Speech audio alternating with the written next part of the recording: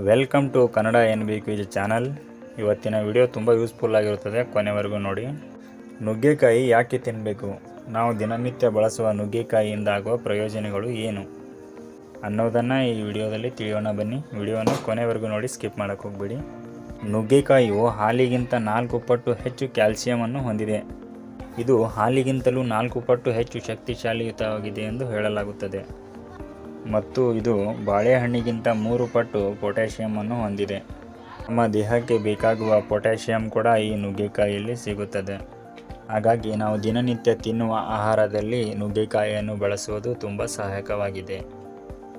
ನುಗ್ಗೆಕಾಯಿಯು ಮಾಂಸಕ್ಕಿಂತ 2 ಪಟ್ಟು ಹೆಚ್ಚು ಪ್ರೋಟೀನನ್ನು ಹೊಂದಿದೆ. ನುಗ್ಗೆಕಾಯಿಯಲ್ಲಿ ಕ್ಯಾಲ್ಸಿಯಂ ಮತ್ತು ಪೊಟ್ಯಾಷಿಯಂ ಅಷ್ಟೇ ಅಲ್ಲದೆ ಪ್ರೋಟೀನ್ ಕೂಡ ತುಂಬ ವಿರಳವಾಗಿದೆ.